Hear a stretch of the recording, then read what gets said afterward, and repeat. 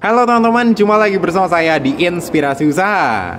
Karena sudah banyak sekali yang request minta saya untuk membahas tentang solder, kali ini saya akan membagikan tips-tips sederhana dengan menggunakan solder dan juga solusinya.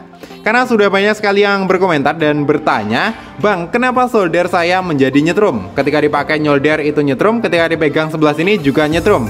Dan kenapa solder saya yang mahal, bagian sebelah sini tidak panas lagi, timah tidak mau menempel, dan lain sebagainya." Oke, kali ini saya akan mencoba menjawabnya dan saya akan mencoba memberikan solusi bagaimana cara mengatasi, dan semoga video kali ini bermanfaat. Jika video ini bermanfaat, bantu tekan like dan subscribe. Terima kasih.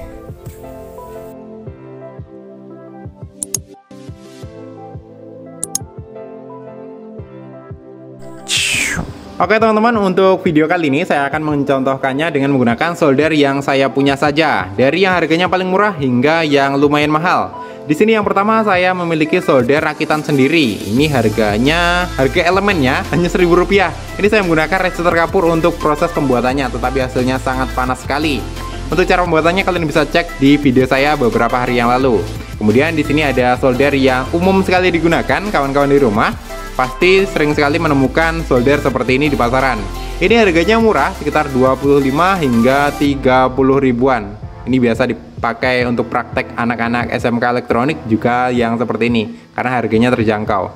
Kemudian di sini saya membutuhkan juga solder yang lumayan panas. Ini yang 60 watt, tetapi panasnya bisa diatur hingga 450. Ini harganya sekitar 60 hingga 70 ribuan di online. Kalau di toko mungkin harganya hampir 100 ribu yang seperti ini. Ini sangat panas ya teman-teman. Untuk menyolder baterai cas ini sangat mudah sekali. Kemudian di sini ada juga solder yang digital. Ini untuk panasnya bisa diatur. Ini ditambah, ini yang untuk pengurangan panasnya. Jika ingin beli, ini harganya di online sekitar 150 kalau tidak salah. Tetapi kalau di toko ini saya pernah lihat harganya hampir 200 ribu. Ini awet sekali ya teman-teman. Oke, untuk yang pertama di sini ada solder yang rakitan. Ini kemarin kan banyak sekali yang meragukan apakah soldernya bisa dipakai berulang kali. Jawabannya bisa. Ini masih aktif sampai sekarang. Ini setiap hari saya gunakan. Bahkan di bagian tengahnya bisa terlihat itu membara. Elemennya sampai membara seperti itu. Meskipun ini rakitan, tetapi panasnya tidak kalah dari yang dijual di pasaran. Nah, ini sangat panas sekali. Oke teman-teman, yang pertama saya akan menjawab pertanyaan, "Bang, kenapa solder saya nyetrum dan bagaimana cara mengatasinya?" Nah, kalian perlu tahu terlebih dahulu, solder yang nyetrum itu kebanyakan dari yang seperti ini ya teman-teman. Ini yang harganya sekitar 20 hingga 30 ribuan di pasaran. Untuk solder yang rakitan sendiri, untuk yang pernah saya buat, itu kebanyakan tidak nyetrum. Harusnya tidak nyetrum karena saya menggunakan adaptor. Ini tegangannya DC. Tegangan DC yang kecil itu tidak nyetrum ya teman-teman, meskipun kalian pegang kabelnya seperti ini. Ini tidak akan nyetrum. Kemudian di sini kan menyisakan dua solder. Ini ada dua jenis solder yang berbeda, yang elemennya seperti ini dan elemennya seperti ini. Ini di dalamnya ada kawat nikelin. Kawat nikelin untuk pemanas solder yang seperti ini. Kenapa solder itu bisa nyetrum? Berarti di dalamnya ini kan ada kawat nikelin, kemudian dilapisi dengan menggunakan semacam kertas yang tahan panas. Nah, kertasnya itu sudah terkelupas, jadi kawat nikelinnya itu dialiri listrik ya teman-teman untuk memanaskan. Kemudian kawat nikelinnya itu menempel ke bodi besi. Jadi pelapisnya itu sudah hilang. Jadi menempel ke besi. Ketika kalian memakai soldernya, kalian nyolder seperti ini kan ada muatan listriknya. Jadi ketika kalian tempelkan timah itu kan kalian pegang. Ya pasti nyetrum, ibaratnya kalian menyetrum tangan kiri kalian. Nah seperti ini. Ini nyetrum ya teman-teman. Dan untuk cara mengatasinya, kalian harus bongkar terlebih dahulu. Kalian bongkar di bagian sebelah sini. Ini nanti kalian lihat, kalian cek mana kawat nikelin yang menempel ke bodi luarnya. Itu ada solusi pertama. Solusi yang kedua, kalian ganti saja elemennya karena ini sudah berbahaya jika sudah nyetrum. Kalian ganti saja, kalian beli elemen di toko elektronik harganya sekitar 10 hingga 15 ribuan yang biasa. Kalian ganti saja, itu akan lebih aman karena nyetrum itu sangat berbahaya jika digunakan. Selanjutnya saya mendapatkan banyak sekali pertanyaan juga, "Bang, solder mana yang paling recommended dan paling cocok digunakan?" Oke, untuk kasus kali ini Untuk solder yang paling cocok digunakan itu kembali tergantung pada kebutuhan masing-masing ya teman-teman. Jika kalian hanya menggunakan solder itu sekitar 2 hingga 3 kali sebulan, hanya untuk darurat saja menyolder komponen-komponen tertentu yang putus, kalian bisa menggunakan solder rakitan seperti ini. Ini juga sangat recommended karena untuk konsumsi dayanya ini sangat kecil dan juga awet. Apalagi jika kalian punya adaptor cas, ini bisa kalian buat sendiri di rumah. Tidak perlu beli yang seperti ini.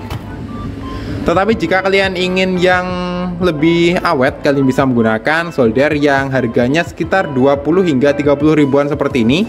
Ini juga bisa. Atau bahkan ada yang lebih murah, yang solder kayu itu biasanya 15 ribuan. Tetapi untuk solder yang seperti ini, kebanyakan mata soldernya itu menggunakan dari bahan besi. Ini ketika kita gunakan untuk menyolder, pastinya susah ya teman-teman. Jadi solusinya, mata soldernya ini kalian ganti. Kalian ganti dengan apa saja bisa. Yang penting berbahankan tembaga atau kuningan. Itu yang paling mantap untuk solder murah meriah.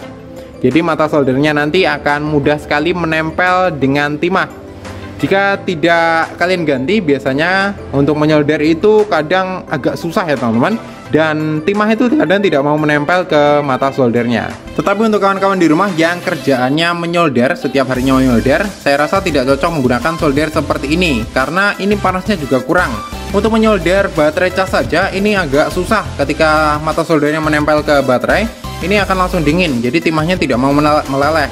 Dan untuk kawan-kawan di rumah yang kesehariannya menyolder, tiap hari membutuhkan solder, saya rasa yang paling cocok ya solder seperti ini. Ya minimal yang inilah, minimal yang sekitar 70 ribuan.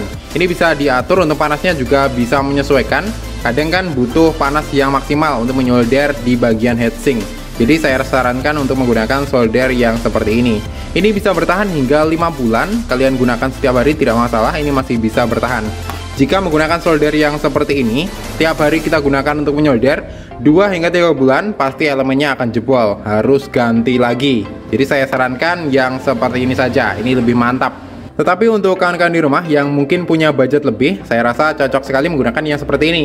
Ini awet, panasnya bisa kalian atur, ada digitalnya, dan untuk mata soldernya ini sangat nyaman sekali digunakan. Oke, sekarang kita lanjut ke pembahasan selanjutnya. Ini adalah pertanyaan yang paling sering ditanyakan di kolom komentar. Intinya, Bang, kenapa saya berbeli solder tetapi tidak panas? Untuk menyolder timah tidak mau menempel. Berarti kalian beli solder yang seperti ini ya teman-teman, bukan yang seperti ini. Ini kebanyakan terjadi pada solder-solder di bawah harga 30 ribuan. Sebenarnya bukannya tidak panas, kalian pegang saja ketika dicolokkan, itu sangat panas sekali. Tetapi hanya saja butuh sedikit sentuhan, sedikit modifikasi di bagian ujungnya.